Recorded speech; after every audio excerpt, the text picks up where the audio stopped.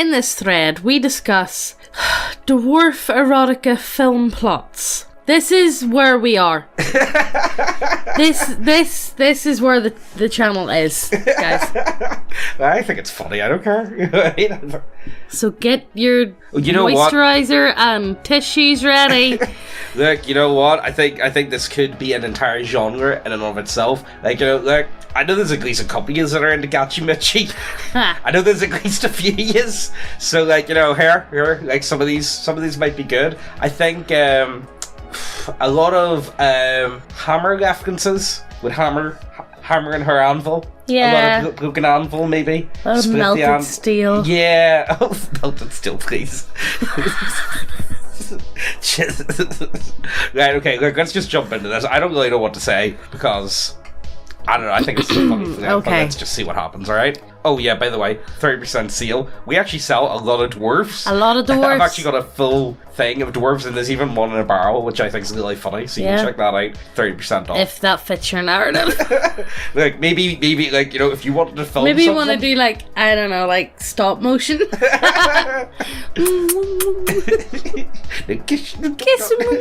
A dwarf sits on a stool at a bar, smoking a pipe, wearing an expression of intense concentration, the pipe stem clenched firmly but gently between his teeth. He proceeds to blow a series of perfectly formed, incrementally larger and larger smoke rings. Just as the pipe is spent, a dwarf barmaid walks into view and places a frothy tankard of ale in front of him. Foam runs down the side of his tankard. The smoking dwarf and barmaid share a measured look of respect, then a curt nod. Nah, I'm not feeling that. I'm not feeling that. I get the tankard with, like, the foam. Oh, I can definitely see I definitely think for dwarves it'd be all about barmaids. Come to think of it, we actually have that model, Luna. Yeah. Quite literally, she's on a tankard, and we've got a version of her where we're biddy's out. We're a biddy's out, yeah. Come to think of it, actually, we do actually have get that. your biddy barrel girl. Exact model. I don't know, I think where do elves fit on this? No, elves freaky. No, but do you think with the dwarf thing, would it be like... Oh, do you think they have, like, a fetish? No, do you think it would be like... Oh, no, do you think, like, a dwarf has a fetish for, like, the elves? I think, right, hear me out, so we all know what, like, Nazis are like when it comes to femboys. Yeah, do you think? Don't tell me I'm wrong here, because I've came across a good, like, out of the Nazis that I've met, like, genuinely, 100%, not like, oh, they're actually a Nazi. Not LARPers. Yeah, not LARPers, I mean, like, actual Nazis. Two of them are really into femboys. Yeah. So, I'm going to assume dwarves. Probably the same. There might be an underline of elf femboys. Elf pussy. Elf pussy, yeah. Do you guys think there may be a correlation? Could be. There? Could be, because Gimli definitely wanted Legolas, like... No, he didn't. No, Gimli wanted Gladwell. Like, he really wanted Gladwell. Yeah, I think he would have took... Nah, no, don't do Gimli bad with me like that. Why would you do that? Why are you trying to... No, you're wrong, Megan, you're wrong. It was a kind and loving friendship, right? Okay. Kind and loving friendship. Don't do Gimli like that. He wanted a strand of Gladwell's hair, and you know what? Okay. She gave him a strand of his hair, and he was very... And you know what? Yeah, there you go. He was happy with that, alright? A dwarf pounding his hammer hard over a red-hot axe, which is on top of an anvil. His sweat drops on the red-hot axe and sizzles. I knew this yeah, one's like, this one's obvious that this is going to happen. That's like the go-to. Have you ever watched... no, you probably haven't, but I have. The guy on TikTok in his Oh my Thor, god, yes. Megan showed me this guy and he grunts. He's a lumberjack and he like splits wood, like these big log stumps. It's actually and disturbing. no, we know what he's doing. He's got the axe and he's hitting it every time. He's hitting it in the same spot, and then whenever it splits, he like taps it and goes, "Good girl." And like, everybody in the comments is like, I can't. you need to find me one. I'll shove it in if I can find it. Yeah. You guys need to see this. It's actually and he's called Thor or Thorn or something. Something like that.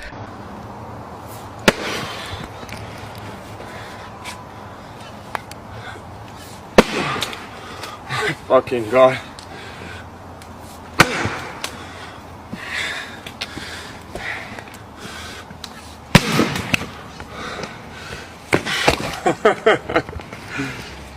Do you think there's a chance? So, like, okay, candles, all that type of stuff. Do you think you could see dwarves doing anything with wax play? Not wax, but like molten steel. Probably not. Probably not. But like, there'd be a lot of like, instead of hair pulling, it's beard pulling. Oh yeah, most definitely. Has to be. Do you think? All right, I'm putting it out here right now. Do they bleed their pubes? You know what? I've never thought of it before. You know what? Dwarves love a good bleeded beard. Possibly, they could. I think there's a chance. Maybe it's like, you know, the vajazzle. Oh, fuck off. For the dwarf world. Yeah, look, you never know. Well, someone's going to put it in. That's all I'm going to say. Yeah. Someone's going to put it in. Yeah. A gentle elf voice begins reciting the account of the Battle of Blood Peak, where 1,000 dwarves defeated 3 entire orc armies and their troll allies. She goes into excruciating detail. When she arrives at the section where the loot is slowly tallied up from each regiment, she starts moaning. The loot. The jewels! The jewels! Honestly, you know what? I feel like Dwarven greed isn't something... I think a lot of the times when it comes to dwarves, a lot of people put time on their devotion, dedication, you know, more admiral stuff. Yeah, they don't put it into, like, their sense of greed. Greed, I think, is one of the... It feeds a dwarf, like... I think greed... See, the thing is with greed, though, I think it almost feeds into, like, a drive, do you think? Like, you know... But if you can pour that greed into a drive instead of, oh, I'm just a greedy dwarf. Yeah. Where, no, I'm a driven dwarf who wants that greed but to get that greed, I need to be driven. Yeah, I can see that. I can see that. Like, you know, I think you... So that's where you get the devoted, you know...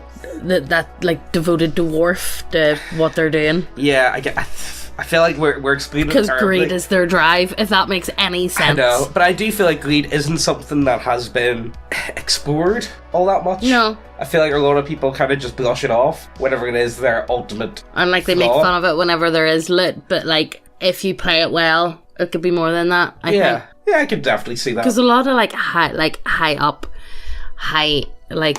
really rich men, or like some of the world's most billionaires are the most greedy people you ever meet, but they're I would argue that they're more in the line with psychopath though. Well, yeah. But I think, again, when it comes to those sorts of people, it's a personality trait where they have to be like, to become someone like that, you have to think about money 24/7. You need to, like, and it's not just you need to think about money 24/7. But you're driven by it. You need to actually, it needs to be enjoyable for you. You need to have these joy. numbers are enjoyable to like think about. Yeah, does that make sense? Yeah. So the idea, it's almost like a spurriness. Like, you know, like, meet the biggest autist you've ever met about trains. Do that with money. Money, yeah. Does that make sense? Yeah. I get it. So what we're trying to say is, do dwarves have autism? Yes. Possibly. I would say yes. Yeah, I would say because I myself am a dwarf. Yeah. So I don't know. I think I'm kind of more of a halfling. Not gonna lie. I know I get angry too quick. Yeah, you do. You do. So I don't know if you know this, but we've got a website with lots of models. And whenever I say lots of models, I mean lots of models. We've got models for any setting that you can think of. With humans with biddies, animals that shouldn't have biddies but do have biddies, dwarves and elves with biddies. Look, we've got a lot of smut models. But it doesn't stop there. We really do have models for anything and everything. And to be honest, they look so good. Chef's kiss, so good. But it's not all smut for all you good Christian Minecraft server players. We've got you covered. And we even got the weebs covered too, which is unusual for this channel because we don't like weebs. Yeah, the weebs aren't that bad, okay? They're just fun to laugh at. We also have 5th edition subclasses and adventures, which some of them are free for download, and we sell a physical printed copy of Steel Water as well, and you can request a signed version if that's your thing, where I'll draw a penis on it for you. If you want us to sign a couple of decks, we'll give you decks, okay, guys? That's what we want. Anyway, if you enjoy what we do here, go ahead and check out the website. It helps us out so much, and we don't need to worry about our YouTube overlord striking down another one of our channels. Our website is also now available as an app on Android. Also, and the winner of the daily giveaway is this guy! Yay! Woo! Woo! Look, anyway, in for a chance to win, all you gotta do is like, subscribe, leave a comment down below, automatically entered in. And to claim the prize, you just send an email to neckbeardiacontact@gmail.com. Let's get back to the video. Dwarf Snuff Film. Dwarf drags chest of ancient valuables out of a long-lost mountain home. Instead of dragging it towards the exit, he heads towards the magma forge, leaving the chest precariously close to the edge. He forcefully crowbars it open, cracking the delicate embossment as he does so. One by one, he removes items of irreplaceable craft stewardship and value, running them over in his hands, then slowly pressing them into the magma where they kick up a terrible hissing, shrieking sound of superheating metal and then waste away to nothing. Finally, when the chest is spent, he rests one armoured boot on it and levers it out over the edge of the magma. With the simplest twitch of his foot, the ancient chest overbalances and topples towards the magma with a splash. The dwarf doesn't even watch it as it sinks below the fiery waves, bubbles of gold forming around it as the work dwarf ship sizzles away into the formless nothing and is lost forever. Yeah, honestly, no, that's just cool. Oh. See whenever he was even like, see whenever you got to the first bit where he like busts open the chest. I know. It's like, what? Whoa. You know what it reminds me of? What would a dwarf think of, like all those ISIS videos of like, where they're blowing up like Assyrian temples and stuff? Oh yeah. What would a dwarf's view be on that? You know what they're like about their carvings, man? Yeah, I think like, they're I think really heated about that. Like, but to be fair, I would cry over that sort of stuff. Like, it's so depressing. Yeah. See, whenever you see like that sort of stuff. I was crying about Athens. Oh, I mean, I don't even want to think about it. I mean, even like Notre Dame a while back, like that was brutal, so it was. And the thing is, you're never going to get them back. No. You're never going to get them back. No. Yeah, that is just torture porn. Yeah, to me. it is. I don't think. Some sadistic dwarf's going to get off on that. No. Well, you see, the thing is, at least if it's going back into magma, I think there's worse stuff you could do. I don't know. No, you know what? Okay, I've got an idea. Right? Let's go with, it has to be, what's more dwarfy, an axe or a hammer? They're both pretty dwarfy. They're both pretty dwarfy. What's a definitive? Well, whenever I think of it, a dwarf, I think an axe. I'm gonna go more hammer, personally. Well, no, maybe you are right with a hammer because I think of the crafting. Yeah. Whenever I think of a dwarf, I automatically think like hammer and anvil type shit. Yeah, maybe. I don't know. I'm gonna go with hammer, right? So let's go with a hammer, right? Okay. Just for an example, it's a very old hammer. Maybe it's been passed down. Of course, it's been passed down. Of course, it's like a few thousand years old. And then you just essentially, do you remember the video of Chris Chan's amulet? Yes. No. Literally just recreate. No, that is torture. That's my view. That's how I would do this one personally. All right. Interracial. A dwarf and an orc fight. The camera zooms repeatedly on the points where their weapons impact. The finely crafted cold steel of the dwarven axe against the rusty, crude iron of the orc's sword. The golden, bright knuckle dusters at the end of a meaty fist, crushing with bone-shattering strength into a round shield of wood and copper. The orcish blade, swinging, and hitting the dwarven breastplate with runic inscriptions, rubies and emeralds, and sinking into it, causing it to crack just a little, and making sparks fly into the slow motion. Dung, clang, clang.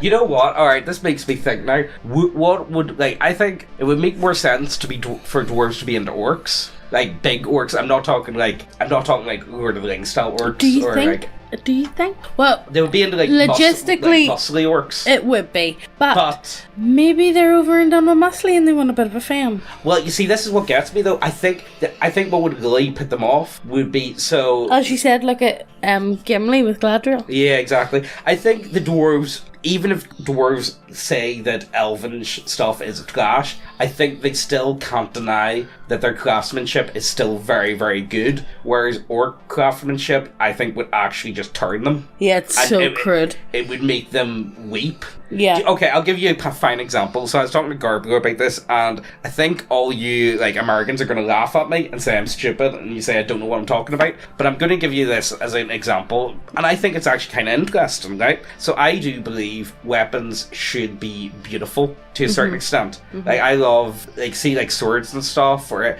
like, any form of weapon, craftsmanship, beauty, it's all woven in together. And I think that's one of the things that I don't like about, like, the clay golem. The whole idea of a clay golem, it's kind of an ugly, monstrous, like, creature. But if you were to breathe life into something, why should it not be beautiful? I suppose that kind of leads back to, like, Adam and Eve, like, in God's image and whatnot. Yeah. Like, you know, if you're going to give something life, why should it not be beautiful? Does that make sense? And I don't know, there's some ugly fuckers walking about. yeah, I know, I've seen some of them. But what I'm trying to get at is the idea of, okay, I know Americans, you're going to laugh at me. Look at Glocks, alright? Glocks, yep, great firearm, lovely, whatever. I think plastic's ruined It's firearms forever. I know what you mean. And it's just made everything plastic. And boxy looking and just... Like, don't get me wrong, look, let's not talk about anything else at the work. I'm just talking purely aesthetic. I think wood is very beautiful. I think it's a really great material. Metal. But that's because wood you can do a lot with. Yeah. The carving. Yeah, and stain in it and stuff like that. Stains and... Same with metal. I think metal can be, like, beautiful as well. I'm sorry, polymer, plastics, all that type of stuff. It just... Nah, do you get where I'm going from? It makes things cheap. Think of it like going back in time and looking at, like, it's not so much that it looks cheap, they all look the same. There's no indifference between them. Yeah. You know? And don't get me wrong, okay, maybe the materials probably might actually be better. Yes, it keeps costs down. Yes. Yeah, you know, don't get me wrong, there's a lot of pros. Still doesn't. But does that take away its beauty? And I think a dwarf would see that like this. Yeah. I think a dwarf would look at something and it's more than just what they're told. I think to a dwarf, an axe or a hammer is not just a tool. I would argue it's an extension of their very body. Yeah. Am I thinking about this too much? No, because especially with like their whole lives revolve around making and crafting, and that's dwarves. Like, it just makes them happy. It's going to be like another appendage to them. Yeah, it's just who they are. Their hammer or their axe or whatever, you know. And I think the idea of, and again, like, you know, look, we could look at this film where goblins tend to either be, a lot of the times goblins tend to be the most, not sophisticated, but the most industrious. What do you mean?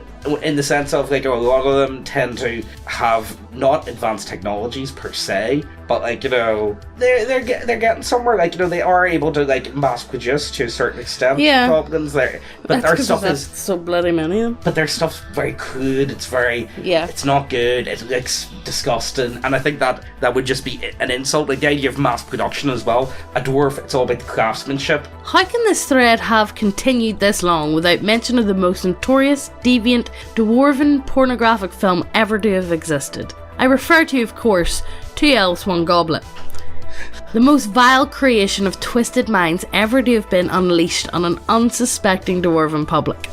The scene opens with gentle harp music, a sense of calm and serenity pervading the scene. In the centre of a shot, a golden goblet inlaid with precious stones and covered with a fine adamantianite. Whatever. Truly the cup of kings. The craftsmanship so fine, it would make most artisans weep in joy to see it. Suddenly, ale falls from out of shot into the cup, splashing everywhere, with the camera panning back to reveal a slightly clad elven wench, hair braided in a twisted parody of dwarven fashion, pouring it down her body into the cup. The ale soaks her clothing, also finely crafted, staining it and making it cling to her supple, nubile body. Later scenes include a second elf joining in, with them licking the ale from their bodies, kissing, pouring the ale from themselves and drinking ale from one another's mouths. The final shot, this is giving me PTSD, the final shot shows the two girls, now naked, with most of the ale splattered across the floor and their bodies. Engravings everywhere have shown the general dwarven reaction to this foul waste of good ale. The desecration of such craftsmanship, as well as the horrible perversity of the elves with their thin waif-like bodies parading around in a mockery of the perfect dwarven form. The film itself has become something of a legend among the deep underground community. You know what? I get it. I get it completely. I honestly don't think, I really do not believe, I think Dwarf Erotica, or Dwarf Porn, or whatever this is, I don't even think they get naked half the time. No, I don't even think there's hardly any sexual acts in it. It's literally just beer, engravings, craftsmanship, hammer, anvil, and magma in the background. Yeah. I think it would honestly be like a POV shots. It would be like dash cam footage of like LARPing. Yeah. That's or POV shots of them just hammering at an anvil. Yeah, I think coming down in the anvil and they'd be like, yeah, bang. You know, yeah, I love that. So they would. Yeah. I definitely think POV would definitely be for them though. Yeah. And again, I don't really see what other like releases would dwarves be into. I just don't see it. I don't see them being in any bar, as you say, dwarves, orcs, and elves. I don't even see them really being into humans all that much. No. Yeah, I don't see it. So I think we'll wrap up with this one post for you guys that I got here. I think it's really funny. If you're an ugly manlet, you shouldn't try to become a midget bodybuilder gym cell. That's a rookie mistake. Instead, embrace the dwarf pill. Maximize your fat, muscle, and hairiness attributes. Eat, drink, and train like an alcoholic strongman. Ingest minoxidil. Never cut or trim your scalp, facial, body, hair. Even if you're balding, just grow out a skullet. Is that what they're called? A skullet? I think so, yeah. A skullet. That's hilarious. I can't. That's kind of funny. That's a good name for them. Let your nose hair merge with your mustache. Allow your bushy eyebrows to combine into one unit. Watch as the cheek line of your beard grows up to your eyeballs and your neckline connects to your chest hair. You should look like you have tarantulas under your armpits and a rug in your back. Become a pugnacious wrecking ball of a man, solid as an oak stump, proudly stink of pipe tobacco, eel, sweat, dirt and musk. Acquire a Glaswegian accent. Go spelunking and collect rocks, minerals and precious/semi-precious gemstones and metals. Megan laughed at me whenever I called silver precious metals. That's what you call them. They are. Yeah, but you were sitting there in your underwear at the time. You look like fucking Gollum. No, Calm I did down. not. Like, wise up. Okay, maybe I'm a bit more like I really like silver guys. Okay. Grab an axe, chop down some trees, and build your workshop. Forge your own tools and craft your own jewellery. Get into armoured combat sports and MMA. Become skilled with the warhammer and the battle axe. Unlock the power belly. Feast, fight, live in a cave and be happy. There you go, that's all you gotta do, guys. Actually, I think that one's funny. That's good. I love that one. That's actually one of the best ones ever. Good. So I think that's where we're gonna wrap up for today. Honestly, I think when it comes to dwarves, honestly, they don't even seem to be that interested in women. And let's be serious, dwarf women is not something that even like crops up all that often in anything about dwarves. No. Normally, dwarf women have beards as well, don't they, or something? It depends on the setting. Oh, we do sell some dwarf women with beards, by the way. Yes, they don't sell very well. No. People prefer the ones without beards. And with biddies. Yeah. So. Well, the ones that have beards still have biddies. Like. Yeah, but like you don't want a bearded biddy. Yeah, that's kind of gay, man. I'm not gonna lie. Like, leave it. Just leave it. Leave it. But yeah, if you guys have any of your own ideas, how would you film if you were or what would be your titles? Oh, you know what? What would instead of like a backstory, give me a title. Yeah, a title would be good. Also, like, okay, let's say casting couch. How can we do this up? What do you mean? What would the cast? You know, like casting couch or like Bang Boss or whatever. Apparently, the Bang Boss got stolen. So it did. Who wants it? I don't know. Who wants it? The floor is sticky. The floor is sticky. The leather seats are stained. Yeah. What would? So I think it has to be it's always about. It has to be in a forge. Yeah. Or it has to be something to do with like in a cave. Or like. Or I don't. Taverns as well. Would be alright. Backroom of a tavern. I think honestly, when it comes to it though, yeah, dwarves, taverns, get it. But I think I think this is where we're gonna end. Dwarf, what is best in life? And I can't really go anywhere else for that. I think that's where we're gonna wrap up. Yeah, I'll wrap it up there. Yeah. Yeah, we got a sale on 30%. We got loads of dwarf models. We already said about that. Is there anything else to bring up? Oh yeah, our other channel. Terminally Online. Go check it out. Check it out. If you want, like, go watch it because it would be really nice to get the watch time. So we can get monetized on that channel. Be pretty sweet. Not if we ever get monetized on that channel. If that's a big if. Yeah. If you look at the first video, it's like, I can just see YouTube looking at that and be like, how about no?